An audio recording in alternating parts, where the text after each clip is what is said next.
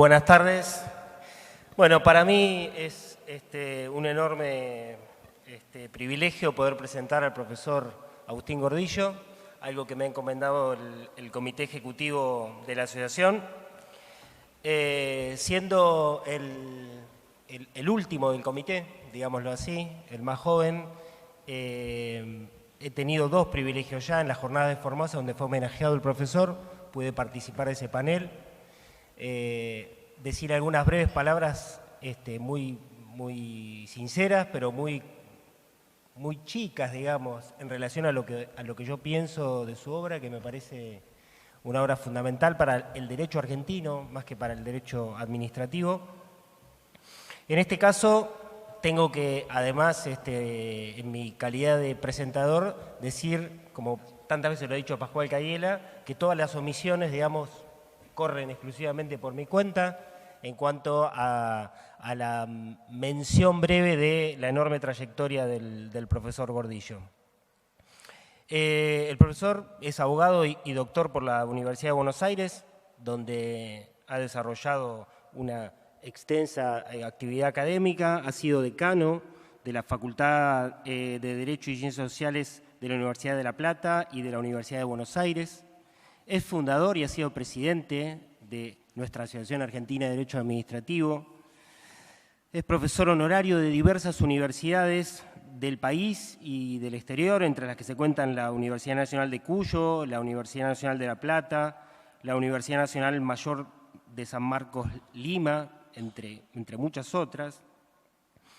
En su extensa actividad profesional también se destaca fundamentalmente que ha sido presidente del Tribunal Administrativo del Banco Interamericano de Desarrollo y del Tribunal Administrativo de la Organización de Estados Americanos.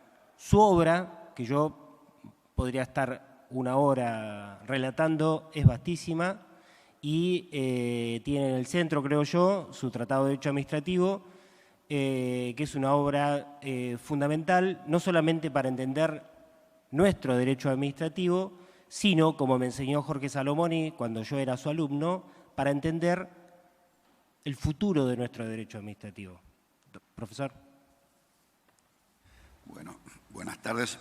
Muchas gracias por la presentación. La verdad que ha sido casi un homenaje más. Yo había pensado primero, además de agradecer a los organizadores, sumarme al homenaje a Gauna. Pero al escucharlo, decidí que en realidad mi exposición va a ser un poco también el homenaje a Gauna. Así que lo salteo. De todas maneras, aclaro, cuando escuchaba las relaciones que cada uno de los que lo homenajeaban mentaban, yo decía, yo tengo una que no, yo soy vecino, estoy a 2 cuadras, no vecino de la Casa del Tango que nos contó con música Baby Cirito, sino yo estoy en el 955 de la calle Santa Fe, está en el 953. Él tiene su estudio, yo vivo allí, así que 2 por 3 nos encontramos. De todas maneras, en el edificio donde él tiene el estudio, hay un señor profesor de gimnasia y kinesiólogo, a quien voy a ver 3 veces por semana, así que últimamente lo veo seguido, doctor Gauna. Yo tengo un gran afecto con él, aunque no he tenido un trato, digamos, íntimo a lo largo del tiempo. Tanto es así que pareció casi mal designio, pero cuando yo tuve un problema que requirió que iniciara una acción judicial, el consejo, yo pedí consejo a mucha gente, el consejo que me dio Genaro Carrió fue que lo llevara al borde de la aprehensión. Dice, llévelo tan despacio como pueda, dice, porque este no es su tiempo. Con lo cual, en las 2 horas siguientes al vencimiento del plazo, ahí metí la demanda. Y cayó en el juzgado de Gauna. Claro, parecía que lo había elegido a él, encima nos conocemos, ahora casi además que somos vecinos, por supuesto, se excusó por razones de delicadeza. Pero claro, el mundo es chico, finalmente cayó otro juez, me trataron bien, la verdad. Yo de pronto lo quise apurar, porque las medidas de universidad que ofrecía la universidad eran medio al cohete, pero otros, por suerte siempre tengo amigos, me dijeron, ¿no te das cuenta que te hacen un favor? Lo están estirando ellos también. Finalmente, caigo por sucesivos cambios de juzgado, caigo en el juzgado de nuestro querido Muñoz. Me acuerdo que me lo encuentro en octubre del 82, preciso la fecha, octubre del 82, en un cóctel. Y me dice, ahí tengo la sentencia que estoy haciendo, ¿no? Por la forma que me lo dice, entiendo que me está diciendo que la va a sacar favorable. Yo digo así, pero por las dudas, notificarla después del 10 de diciembre. Obviamente, me dice. Y esto es los temas de la práctica, de la realidad. Porque antes del 31 de diciembre que me la notificó, me la mandó a mi casa personalmente, como gesto de afecto, yo ya era asesor del rector nuevo y ya había sido reincorporado. O sea, esto nuevamente es la realidad. Ahora, hay muchos planos de la realidad y en casi todos el derecho administrativo que enseñamos en la facultad tiene alguna pifia con la realidad. Yo la charla de hoy le puse el derecho administrativo en la práctica. Las dos cosas que conté se les agrega la que contó Gauna, cuando él dijo, bueno, la fui a ver a las secretarias y le llevé una tita a cada una, un chocolatito, después una tita. Y ahí quiero hacer un primer agregado, en el mismo sentido.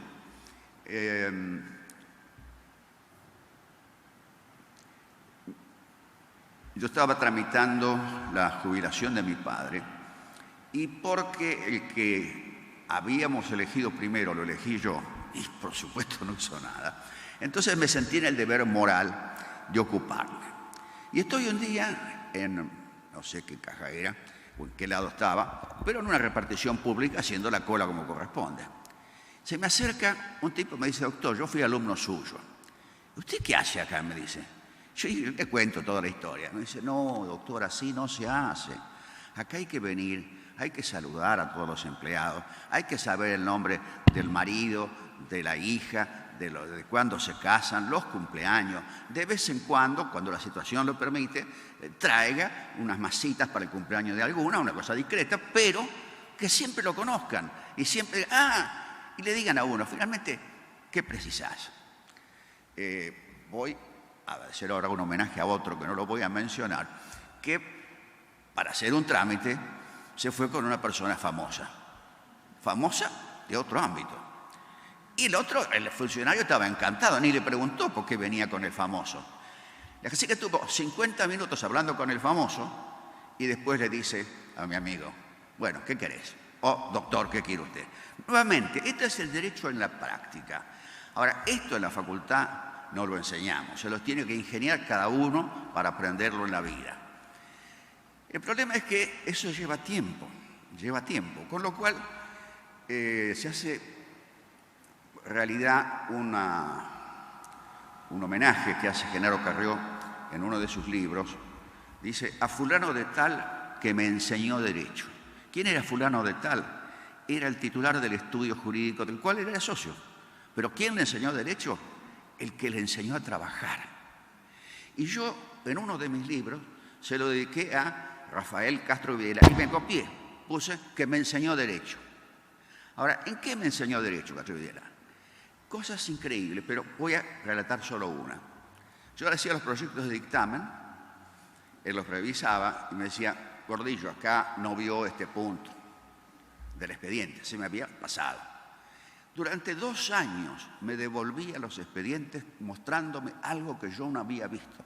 Y yo, claro, algo de orgullo tengo, y yo, pero no puede ser, no puedo ser tan animal de no poder leer un expediente entero y bien.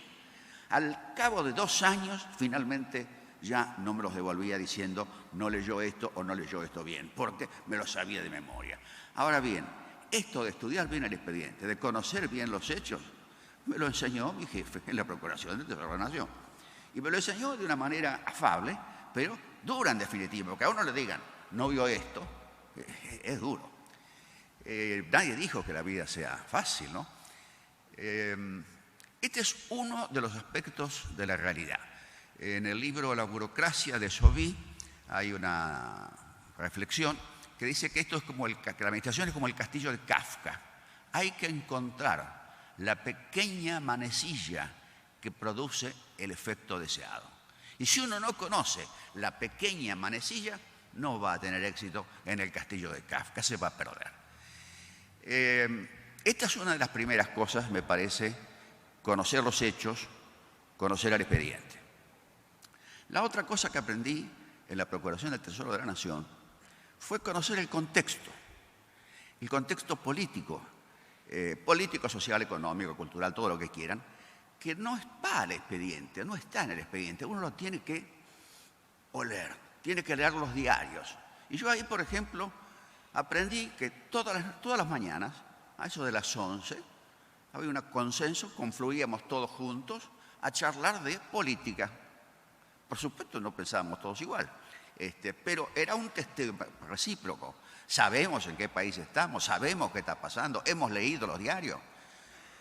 Yo de aquella época, como sigo viajando mucho, cuando viajo me hago dejar todos los diarios y cuando vuelvo me los leo prolijamente, como trabajo, no como placer, como trabajo. ¿Por qué? Porque no puedo estar trabajando en la profesión de abogado sin conocer el contexto en el cual me muevo. Este contexto lo expliqué yo en un libro llamado Introducción al Derecho, que lo editó La Ley en el 2003, creo, o 2006, donde tengo un capítulo que se llama ¿Cómo leer una sentencia? Y yo digo, mire, lea bien los hechos, salté momentáneamente, vaya a ver qué decidieron. Cuando ve la decisión, relea los hechos y piensa qué podrá haberlos llevado de A a B, lo cual no significa no lea la sentencia. No, finalmente hay que leerla. Pero cuando uno ha hecho el ejercicio mental de cómo se va de A a B, la sentencia se lee distinta. Porque uno dice, no, acá esto no lo pusieron, esto viene por tal cosa, esto viene por tal otra. Y esto no es una crítica a los jueces. Yo he estado en tribunales internacionales, 6 en total, de modo que soy culpable de la misma. O sea, ¿por qué? Y porque no es de estilo, no se estila poner las circunstancias del contexto del caso, a menos que sean necesarias, pero ello no significa que no existan. Existen, solo que no se mentan, no se dicen expresamente. De ahí la importancia de tener los pies en la tierra todo el tiempo. Hay otro aspecto de la realidad. Baby Siret, charlando con ella, aprovecho que no está, me parece, me decía, hay una pérdida colectiva de la memoria. Yo como no sabía para dónde apuntaba, porque la verdad la memoria la perdemos a medida que avanzamos en años, ¿no? Yo digo, lo que pasa es que a veces la realidad es tan dura que preferimos ignorarla. Es lo que explicaba la hija de Freud, Anna Freud, en un libro sobre la memoria. Ella hablaba del efecto curativo del olvido. O sea, es bueno olvidarse las cosas malas que han pasado y que pasan. Pero ¿qué pasa? Si uno se olvida demasiado, termina siendo lo que dijo el coexpositor Greco, porque Greco eligió de pura casualidad, no nos pusimos de acuerdo, eligió casi el mismo tema que yo, lo llamó un poquito distinto. Y terminó con una frase de que hacemos a veces algo que parece literatura fantástica, la de Borges, ¿no? ¿Por qué? Porque está totalmente desconectada las cosas que decimos con lo que ocurre en la realidad.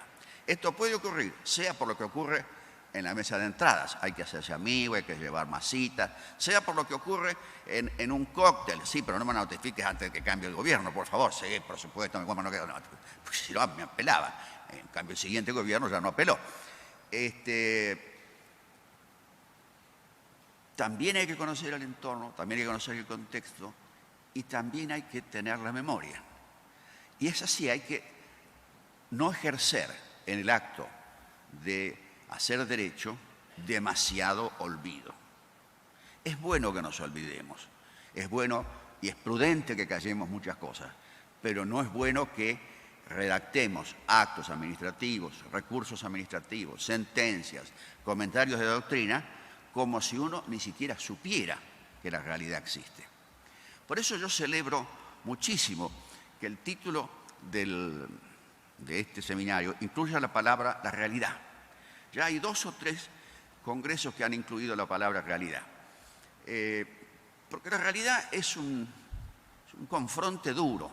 La ciudad de Buenos Aires hizo un congreso en el cual me tocó participar en una mesa redonda con 2 amigos más.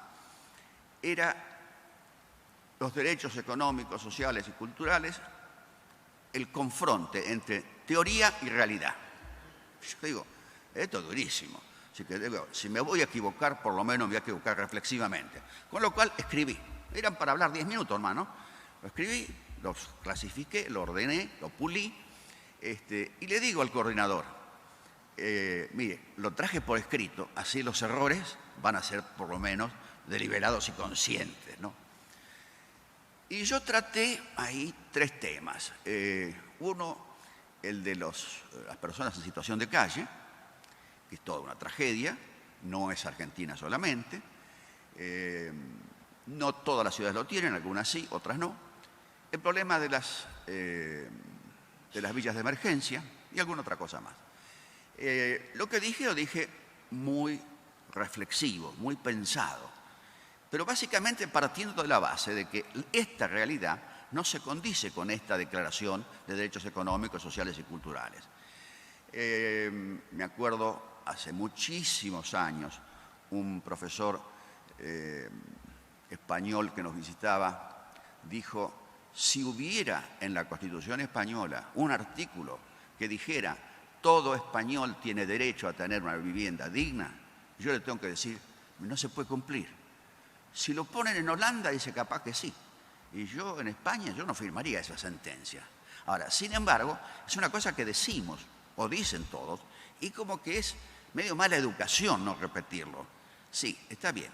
Yo no voy a decir que revienten los pobres, que no tenga casa nadie.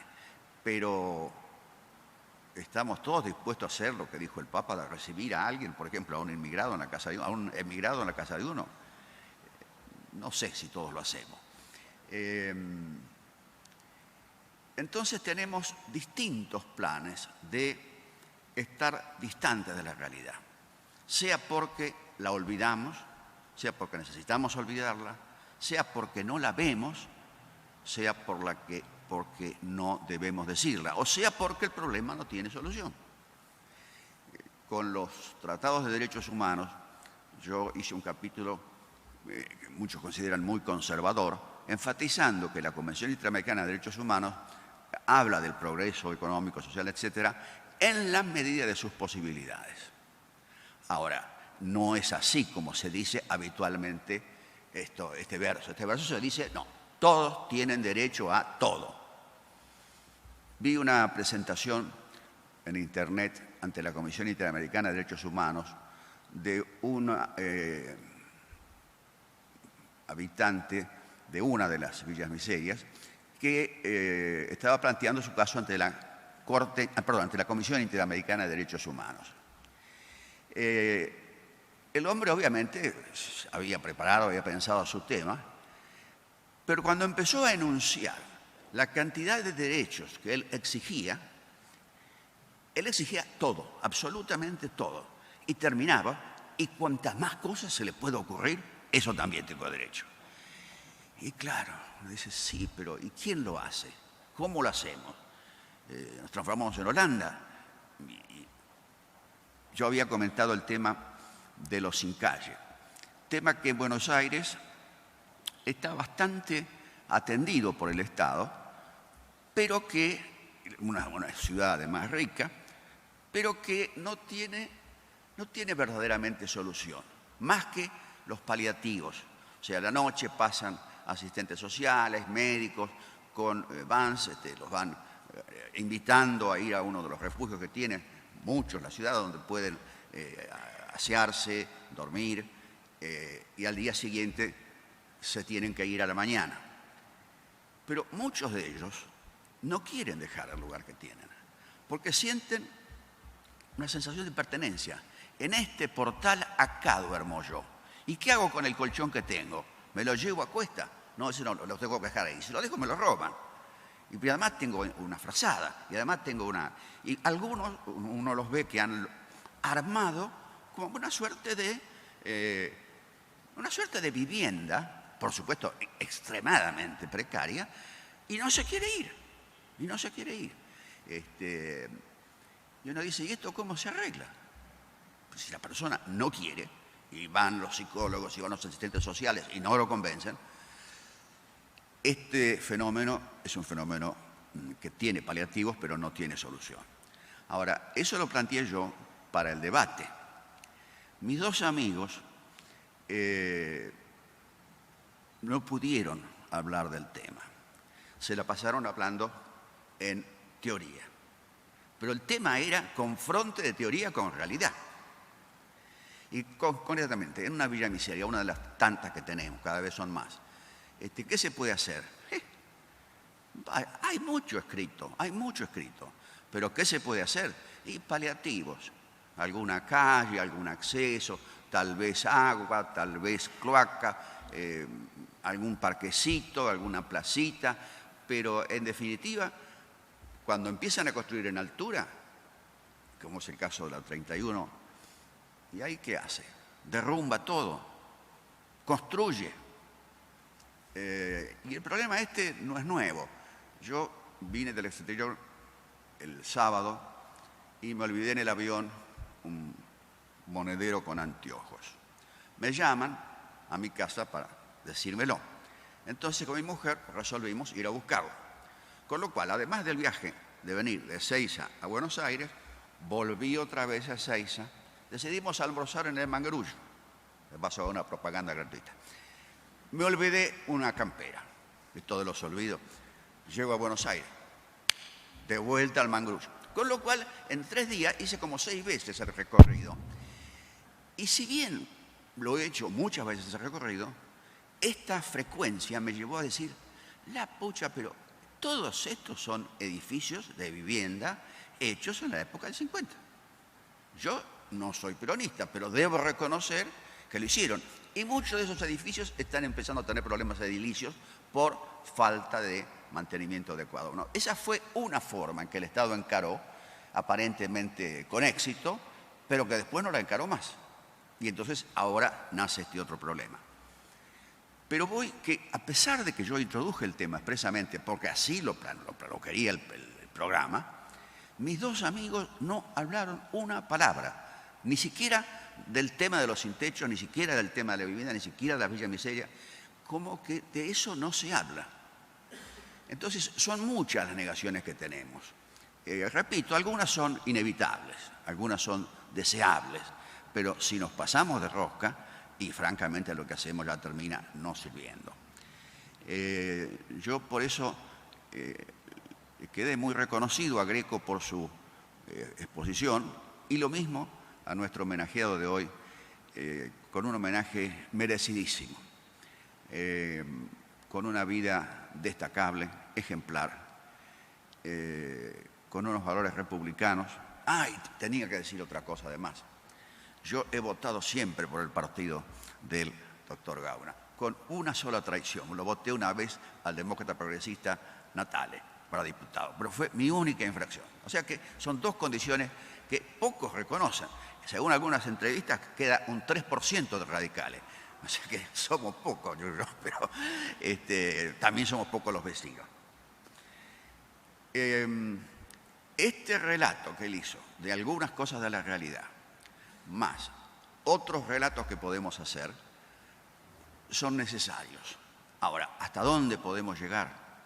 ¿Hasta dónde podemos avanzar? ¿Cuánto podemos recordar? Porque en cuanto nos descuidamos, nos zambullimos de hecho en la política. Y la política nunca se sabe cómo viene la mano. Me hizo gracia que Casaña citó el Canal 26. Yo el Canal 26 he escuchado ahí buenas conferencias. Y acá en el hotel lo pongo, el Canal 26, y veo que le empiezan a preguntar a economistas, el economista A, el economista B, el economista C, el economista D, y todos también, a su manera, niegan un poco la realidad. Niegan, por ejemplo, hay uno, Esper, que dice que las existencias del Banco Central son negativas. Estos otros que hablaban en contra del proyecto oficial, digamos, Decían, bueno, andarán en 30, 31.000, 27.000, según quede. Pero ¿cómo puede haber tanta disparidad? Los más dicen, no sé la verdad, no sé, habrá que ver.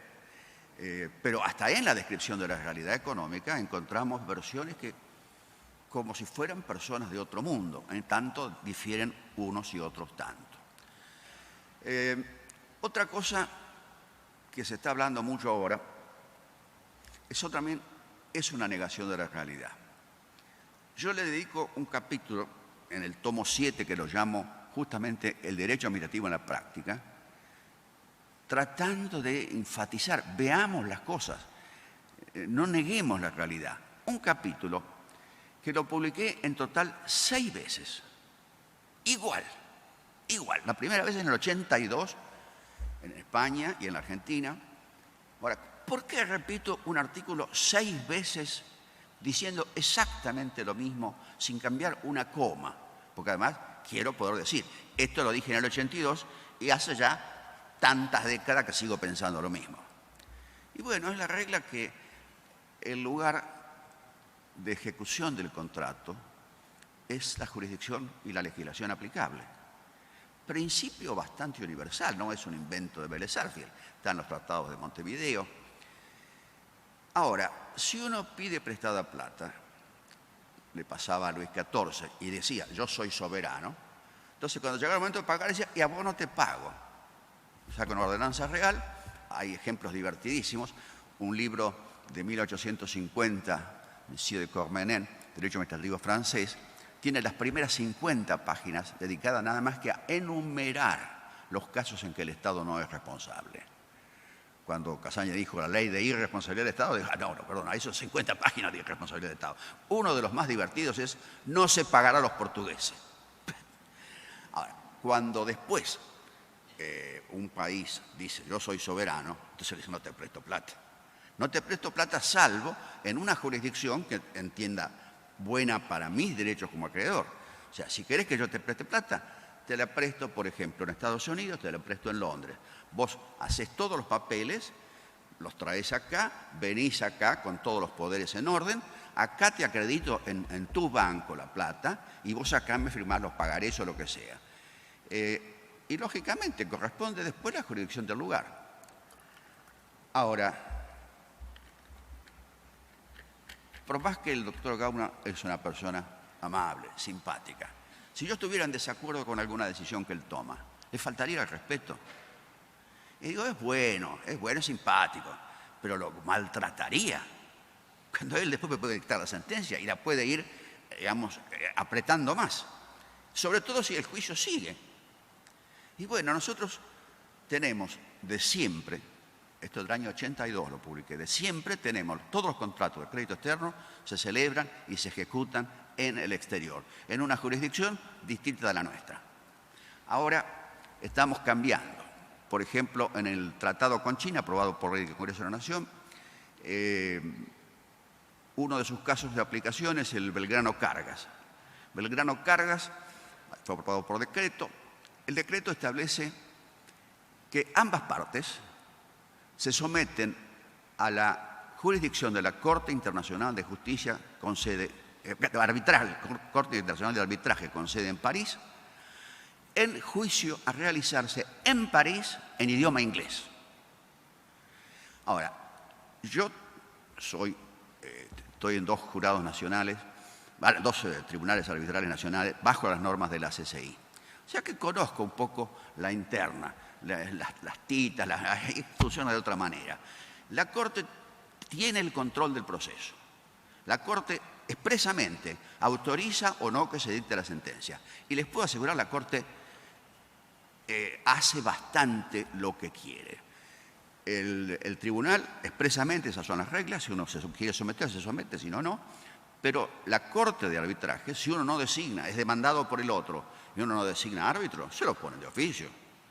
Si no se ponen de acuerdo las dos partes en el árbitro tercero, se lo pone de oficio. Entonces, cuando llegue el juicio arbitral en París por un vagón de los Belgrano Cargas, o los cimientos que se están rompiendo ya, parece, eso se va a hacer en París en idioma inglés. ¿Y saben cuál es el idioma del contrato? El inglés. Hay una sola versión oficial, inglesa. Los chinos habrán hecho o no, no sé, una traducción al chino. ¿Para qué? Nosotros hicimos traducción al castellano oficial, en el sentido de hecha por el Colegio de Traductores. Muy prolija, impecable, está bien hecha, no tengo ninguna duda. Pero si hay alguna palabrita de pronto que genera algún debate, esa palabrita será en inglés. Y la discutiremos en inglés en París. Y en París no insultaremos a la Corte, porque nos irá peor. Y cuando se dicte la sentencia, iremos a ver, en mi introducción al derecho del capítulo, la responsabilidad internacional del Estado. Hay infinidad de modos por los cuales se nos puede apretar en el orden externo. Fíjense, Rusia. Rusia está sancionada por todos los países serios por, digamos, sus actividades bélicas en Ucrania. Y Rusia está perdiendo plata en serio. Ahora, tenemos un contrato de swap con el Banco de China, pero antes tuvimos que sacar una ley diciendo que, ya que todos los bancos centrales extranjeros están exentos de la jurisdicción nacional. O sea que si tenemos alguna discusión por los yuanes, tenemos que ir a conversarla. No es cuestión de meter un pleito acá ni en París. Entonces, estas cosas uno ve en los diarios más allá del discurso político. Yo tengo amigos en el gobierno a los cuales les he escrito, pero escúcheme una cosa, en el tomo tal, está el capítulo tal, que usted lo conoce, así que yo entiendo que usted publique estas cosas para el público general, pero ¿se acuerda de este capítulo? Esto lo hice 2 veces con 2 amigos. Y él me dice, doctor, si quiere, ¿por qué no se da una vuelta y tomamos un café? O por ahí tomamos algo más sustancioso. ¿Qué me está queriendo decir? Nuevamente, es el contexto. En este contexto yo no puedo hacer sino lo que estoy haciendo. Y no tengo cómo explicarlo en derecho porque no tiene explicación en derecho. Y ahora parece, estaba escuchando hoy en el canal 26, todos los economistas, por supuesto es un canal rural, el canal del campo, ¿no? Y todos decían, sí, hay que arreglar con los handouts primero y después acceder al crédito internacional. A ninguno se le ocurre que nadie nos va a prestar plata mientras no arreglemos con los handouts. Ahora, ¿qué sale más caro? ¿Pagar ahora o haber pagado la sentencia cuando salió la sentencia? Y no quisimos pagar por el argumento de los rights upon future offers. O sea, si uno hace ofertas mejores, está obligado. Pero acá no era una oferta mejor, era una sentencia firme, basada en la autoridad de cosas juzgadas. Eso no es una oferta, es cumplir la sentencia. ¿Qué oferta? Entonces yo diría, tenemos que luchar contra una realidad que a veces la negamos, a veces la ignoramos, que no es lo mismo. Negar, uno lo conoce, pero lo niega. A veces lo ignora porque simplemente no lo conoce. A veces no quiere verlo. Un economista del otro lado de la cortina de hierro, Oscar Lange, decía, allá por el año 30, que hay una ceguera axiológica. Uno ve un pobre y no lo ve. Y esto es constante, por supuesto. Es un mecanismo por el cual uno, que no es pobre, se defiende en su psiquis y no lo ve. Cuando la Nata hace sus programas, uno de los comentarios típicos es, la gente no lo ve esto que usted muestra. ¿Por qué? Porque tiene lo que decía Oscar Lange.